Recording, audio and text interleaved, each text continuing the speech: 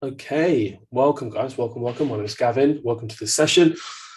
This is your weekly market analysis, and one of the key topics that we're going to cover, some breaking news. UK PM Boris Johnson has received 54 letters of no confidence letters, right? No confidence letters, and therefore there will be a vote in his confidence that will be taking place this evening, I believe, somewhere between 6 to 8 p.m., and then we'll hear the results. And the question is, will he get the boot? Will he be removed as PM? Well, we'll cover that in a little while. But also, there are other key elements that I want to cover. There's 6 key elements that I'm going to cover in this session today. We're going to talk about oil, and the EU have agreed on a partial ban on Russian oil and what that means for the oil market. We also know the second key point, OPEC plus, the cartel, OPEC cartel, have agreed on a bigger oil output, but I'll cover more in detail in a little while. Third key point is EU's inflation hit a new record high at 8.1%. Fourth key element is to discuss the data, the US data, which remains quite strong in regards to employment levels. Okay, so we'll talk about US non-farm employment levels. The week ahead, 2 key elements that I'm focusing on for the week ahead. The first is the European Central Bank rate decision expected on Thursday. And of course, inflation being a key theme from a macroeconomic standpoint. We have US CPI data being released this Friday. Okay, let's get into the markets. Let me just have a quick look over here. Okay, so now, from a geopolitical standpoint, what we have seen is that Russia have invaded Ukraine, or in the process of invading parts of Ukraine, the eastern region, Donbass being sort of a key focus there that they've mostly sort of taken over, and they've just surpassed 100 days. Okay, 100 days at war with Ukraine. Now, over the weekend, we have heard a bit more elements from the Russian side, from Moscow. One of the key sort of elements was the fact that they've now begun attacking Kiev, the capital of Ukraine. But in addition to these airstrikes that we've seen hitting sort of the capital, we know that a lot of Ukrainians' resources are coming from Western military supplies. Okay, now, President Vladimir Putin has warned the US against giving long-range missiles to Ukraine, and that they could escalate matters as it is, right? So that's one of sort of the key elements that came from the weekend. So just be mindful of continuous rhetoric from Moscow in regards to supplies being provided to Ukraine by Western nations. Now, I do know that this morning that the UK are also providing additional resources, additional sort of military aid to Ukraine, and sort of ignoring what President Putin has said over the weekend, so disregarding his threat of escalation in this geopolitical factor. Okay, moving on from that, another sort of geopolitical focus will be obviously COVID. We know that China have been, applying this no COVID policy, right? So this no COVID policy, zero COVID policy, right? Now, they have now eased the lockdowns that we've seen so far. Okay, so we know that lockdowns have been easing in Beijing. So indoor dining, for example, will reopen, and that's on the process that we've seen that COVID infection levels have been reduced. Okay, there have been a reduction in COVID cases, but there are some restrictions that still remain. Economic activity coming out of this restrictions is also one to watch, one area that you need to sort of keep an eye on. And if there is a rise in COVID cases, what will that mean? Will there be a quick lockdown like we've seen taking place in the past? So just be mindful of COVID cases in China. But the good news is that the restrictions are being reduced, and it's opening up the economic activity to take place in China. Therefore, supply chain constraints should be reduced, and there should be more demand for commodities such as oil. Okay, so coming over to the markets, what I'll do is move on to another screen. So let's put a focus on the equity markets for now. Okay, so we did see that stocks fell sharply on Friday to cap their 8th weekly loss out of the last 9. So we've seen one bullish week, but mostly we've seen the focus been on the bearish side. So the question is, are we seeing where we saw initially the bull market reigning for that 1 week, but overall it's a bull market bounce, right? So the bear markets are in control of the longer sentiment, the bigger picture macro, the bigger picture view, and that 1 week of a bull rally. But overall, the bear market and the bears are still in control. That is the question that we need to sort of play out for the week ahead. Okay, so let's get rid of that. So yeah, what were the sort of the views there, right? So we do know that it was non-farm payrolls. Non-farm payrolls was released on Friday. It was a stronger than expected report. So let me just bring that up. Actually, I'll bring up the non-farm reports. Let me just go to last week. It was Friday. So non-farm payrolls. Okay, so this is the data that you want to be focused on. But we'll get rid of that pop element. That's what we're seeing at this moment. Okay, so numbers came in better than expected, stronger than expected. Okay, so you can see sort of the expectation was sort of in this orange bar here, this orange tab there, and it came in higher than the forecast. Okay, the forecast was 325k, came in at 390. It's now been revised. Okay, so the previous was revised higher to 436k there, but this is the sort of current number that we have, which is greater than the forecasted. So it's showing us, what is this suggesting? This is suggesting that the labor market conditions remain robust. It is strong. But in addition to that, what that also means is that the Federal Reserve can take away from this that if they raise rates aggressively as they have been, and that continues in the upcoming months, it's unlikely to hinder the labor market as much, right? So what was assumed that, okay, there could be a slowing down of economic activity in the US, and therefore that from September onwards, we might see a break in the Fed in regards to raising rates, right? There could be a pause, and then they review economic conditions, and then they make adjustments thereafter. But that may not be the case. We may see an aggressive continuation stance from the Federal Reserve going into September and onwards as well. And that's why the equity markets had fallen from this news. Okay, so we'll just shift back over to markets here. I'll just move this tab out the window.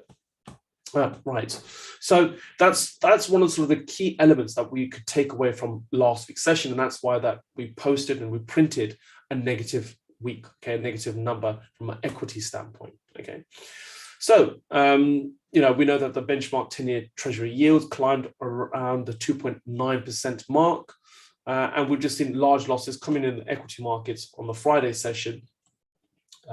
If I go to the daily time frame, we'll put a quick focus on the Nasdaq, and yeah, so that was the daily sort of the week itself. Okay, so if we look at the weekly candle, weekly view, that's what we've seen. So we've seen sort of a bear run, one bullish week, and now we have last week being also bearish. Will we see a continuation into that, right? Is there going to be a continuation, or we're going to see a bullish move there as well, right?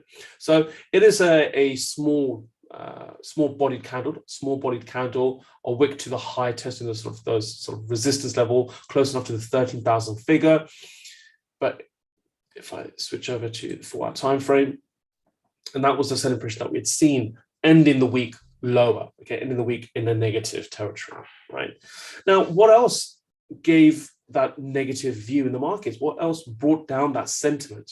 Well, one of the sort of areas that was in focus was rhetoric coming from corporations, right? In fact, we had sentiment from Elon Musk. There was a report that Elon Musk, Tesla's CEO, may be considering job cuts and on worries over the economic outlook. So it seems that some corporations, and this is not the only corporation that I'm mentioning here, which is Tesla and Elon Musk, there are other corporations that are also looking at, cutting jobs, and whatever they have, any job offers they have, they're going to rescind those offers. So that was one of those sort of Coinbase. Coinbase was the other corporation that gave the view that economic activity or economic conditions are not at a level that they could continue to offer jobs or continue to hire at this stage. So again, that receded the sentiment. We saw sentiment more turn bearish in that case. Okay, so we know that from an equity standpoint that all three US markets as well as the UK markets printed lower. We closed lower for the week, and that was last week. So we, US equity markets finished mostly lower, ending the week in a negative territory. The question is that going to continue on? And that's where the week ahead will be in focus. But what I do want to do is, before we talk about the week ahead and what to expect, we'll talk oil. Oil is another area that I want to put a little bit more focus on. And that's because, that we're seeing the oil market move higher, right? The trading is firmer and we're trading in the bid. But overall, I've got a lot of messages from individuals suggesting, why is that the case when we had OPEC Plus members last week agreeing to a larger than usual supply increase for July and August?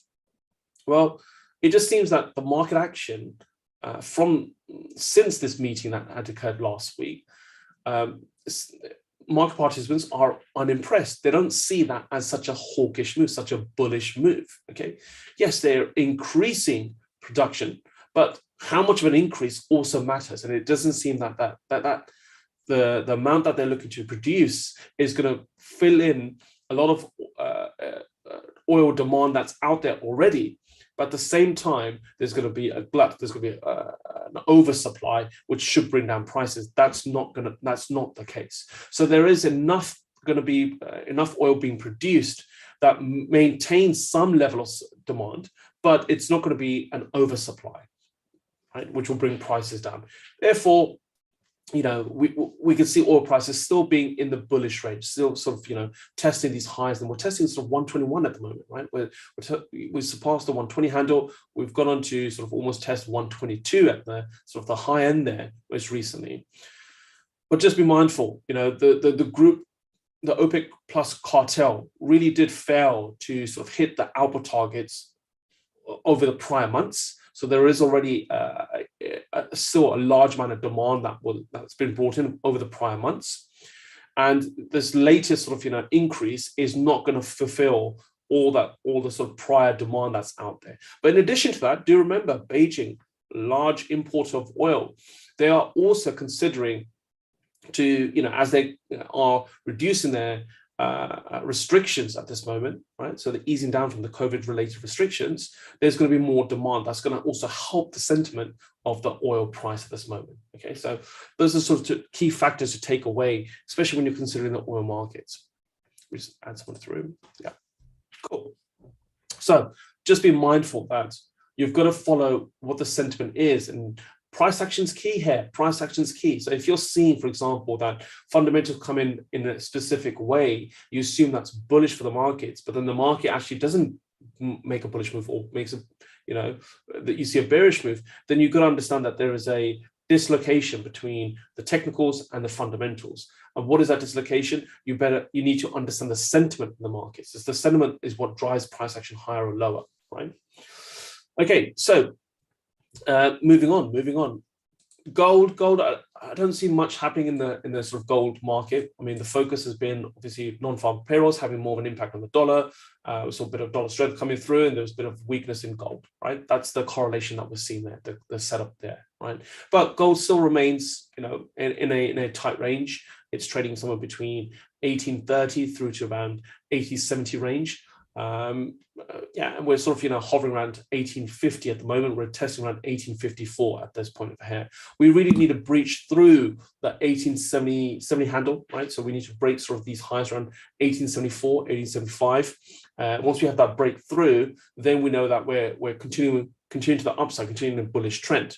But I do know that the monthly inflows going into gold is reaching some quarterly highs and year-to-date highs as well. So there's a lot of inflows going into gold at this moment as well. So just be sort of wary of the bigger picture view if you're looking at the Commitment of Traders report on a weekly basis. Okay, so yeah, that sort of covers some of the, the key points that I wanted to discuss. But something that I do want to sort of discuss going forward for the week ahead, if we come over, maybe look at Bitcoin for the time being now. Bitcoin seems robust as well. So what I might do is switch over here. Right. So Bitcoin seems quite robust, sort of this 30K figure, right? So we've seen this price action continually testing and breaching through the 30K mark. But it seems quite robust because we pushed back above. We're testing around 3150, 31.5 level. We haven't surpassed that yet. It's just tested 31.5. We're looking for a continuation, a follow through this, especially that recently we went on to test the 32 and a half potentially, right? So 32 and a half was tested at one point in the prior week. From a fundamental standpoint, there's not much really out there, right? Yes, we know what happened with Terra and UST, right? But realistically, yes, there is this US crypto bill that's coming into play as well.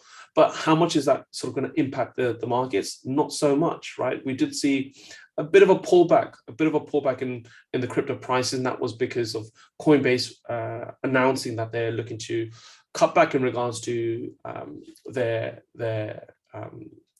job applicants. They're going to rescind some of the job applications that they've accepted and reduce their labor force by 10% is what being suggested, right? So, and they're going to continue with a hiring freeze at this moment. Now, that sort of, is that going to really sort of impact the price of crypto? Not so much so. Yes, it will impact the price of Coinbase. Coinbase, I know that has, tested potentially a new low now. So just be mindful of that as well. But other than that, I don't see anything from a fundamental perspective that's impacting the price of BTC at this moment. There is going to naturally be some bullish and bearish news out there. More information will be shared with you as they come in. But at the moment, what I am looking towards is how much is price actually going to be supported around this price level, or are we going to actually breach through? Every time we try to break through, it's been supported. We are putting in a higher low. So this is a higher low than the prior lows that we've seen here, right? The question is, are we going to see a higher high? If we see the higher high come into force, then we could potentially see that, okay, we're potentially in a reversal stage. But at this moment, it's in a range, it's moving sideways. Just be cautious trading this. You'll be either looking to trade overbought, oversold signals, ideally. The range, the high and the low. But apart from that, when you do have a higher high, then that could sort of, give you an indication that we're potentially now placing in a bull trend. We're potentially in a bull trend, right? Okay, so looking forward, right? So something else that I want to sort of share with you before we look at the week ahead is this: asset classes by year-to-date total return. Okay, so big macro picture view. This is taken from the weekend. So this is based up till last week's Friday close. Okay. So oil market continues on the bull front, on the front foot. It's up 53.3%. Commodities as a whole is up by 52.3% using sort of ETFs, right? As a picture view. Dollar is certainly also outperforming around 7.1%. It's up 7.1%. Gold, even though we're seeing it where it is at this moment, has been on the bullish side so far, right? Not up much, but it's up by 0.8%. Bonds are down, as you can see, sort of, focusing on government bonds, right, down 12.6%. Stocks are also down. Looking at sort of the benchmark, the SP 500 around 13, close enough to 13.5%. and Bitcoin. Bitcoin sort of, is not faring very well in a risk-off environment, in a bear market so far. And the question is, are we heading into a recession? Are we confirming a recession? We'll find out soon, right? The technical way to determine that is when you have 2 quarters of negative GDP. So yeah, some say that the UK is already in a recession in comparison to US markets. Cost of living rising substantially, and markets are not faring so well either. But okay, that's sort of a big picture view there. Yeah. Now moving on. Let's start with the EU inflation, as I mentioned, right? Let's bring that up. This is what it looks like at this moment. Okay, this is the EU inflation levels at this moment. So we know that Euro inflation reached a high of 8.1%. Okay, so let me just confirm that. I have the notes here. Yeah, so 8.1% was a new record high for EU inflation, right? So what does that mean? Well, policymakers, EU policymakers, are going to look to signal that they are going to look to wrap up their bond purchasing, okay, bond buying program, right, by as early as July, so next month. And they may even indicate, and they have given indication so far in their rhetoric, in their commentary, that they're going to begin raising rates. And that could come in later this month, or it could come in, as I mentioned, towards the end of this week. That's the key question there. So, but the question is that it's not about, is there going to be a rate rise? Because what's being priced in, that there is going to be a rate rise now, right? They are going to wrap up the bond buying program that they have in place for many, many years now. But the question is, how much of a rate rise is going to be? That's the uncertainty, right? How much are they going to raise rates initially, right? Well, the head of the ECB, President Christine Lagarde, will want to set the record straight on this, right? And that could come in this month, right? That could come in this week. So this week may be an indication to how much of a rate rise that is likely to be. Now, what we do know about central bankers, and this has been happening since we've seen this rate hiking cycle that we're in at this moment globally, is that most central bankers are going to give forward indication. They're going to give you an idea of what they're going to do before they actually do it. Now, by doing that, that quickly discounts large amounts of volatility occurring at the time that the announcement is made. So it allows individuals to price in those events to occur, so there's less volatility in the very short term taking place with each of these rate rises, right? So that's what we're going to focus on, is on the forward guidance, especially this week, right, from Christine Lagarde. So the question is now, how do we understand that? And that's where you need to understand what is a hawkish view and what is a dovish view, right?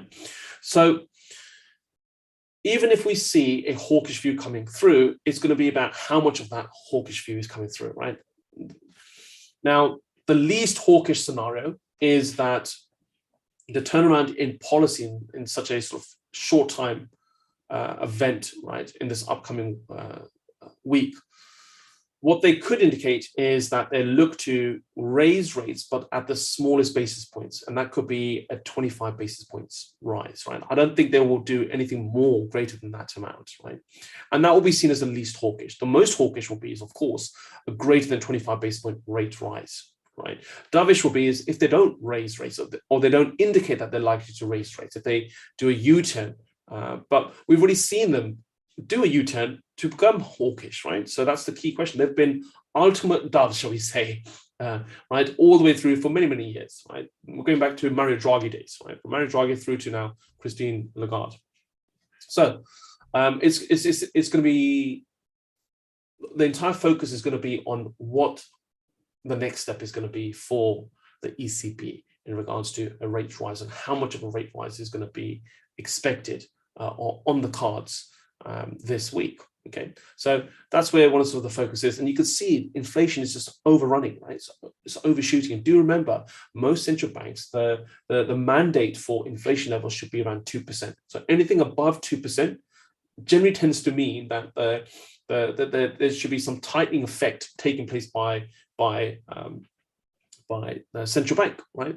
Monetary stimuluses and fiscal stimuluses should be reduced in times where inflation is overrunning over the 2% mark, and that's where you see interest rates being raised, or sort of other forms of or tools be used by central bankers. Okay, so yeah, just be mindful in regards to sort of the inflation and the ECB for the week ahead. Okay, so before you get to the ECB event, something else to sort of be mindful about is the RBA, the Reserve Bank of Australia.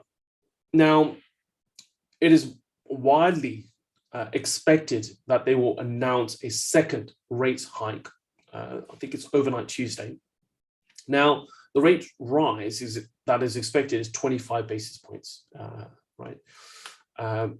And they already raised rates by 25 basis points in May. So in May, they raised rates by 25 basis points, and they're expected to raise rates another 25 basis points, right? And that will look likely to continue on at every single meeting. Yeah, and it didn't really take market participants by any surprise, because most of it was already timed. It was timed as unexpected. Okay, but just be mindful of the correlation that you see now with RBA and China, right? So the Reserve Bank of Australia need China to come out of their restrictions and to demand some of their commodities, right? That really has a knock-on impact on the RBA as well, right? So money markets at this moment are sort of pricing in quietly what the RBA is likely to do. They are looking to sort of, see that there's going to be another 10 rate hikes, as you can see. So that's what we're seeing on the cards at this moment, is 10 rate hikes taking place. Each rate hike is likely to be around 25 basis points. And there are still 7 meetings remaining for 2022.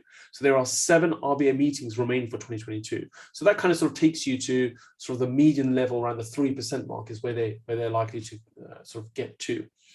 But there is a good chance that the RBA may even opt for a higher rate hike. Okay, so it might not be 25 basis points. It may even go up to 40 to 50 basis points rate rise, which could see them around 0.7%, 0.75% in their current basis points at this level.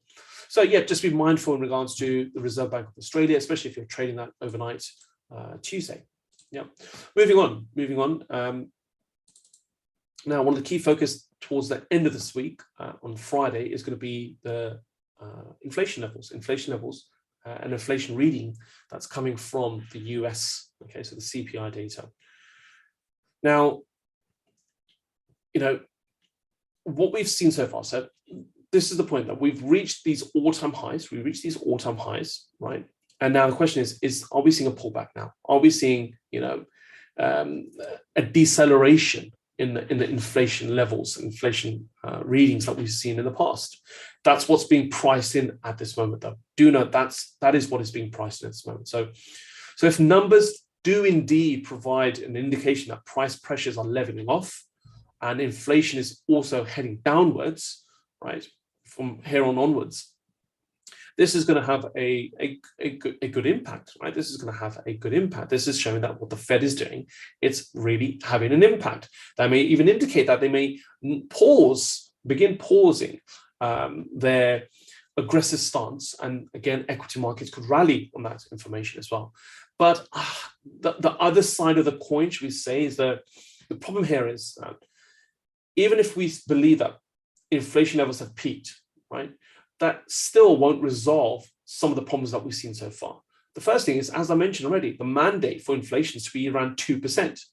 We're far away from the 2% levels. We're way above the 8% mark, right? So bringing that back down to 2% may be a very difficult task ahead, right? And that's the sort of key point there. And that's why we may see that they may not put their foot on the brakes. They might actually put their foot on the accelerator and continue with the rate hikes and not put too much focus on the equity market side of things, and put a focus on the cost of living and the rising inflation, taming inflation down to the 2% mark. So just be mindful of what you see when this report is released. So any softness in the CPI print that we see this week, right, would be greeted with cheers for the market. It will be certainly sort of bullish for the market, right?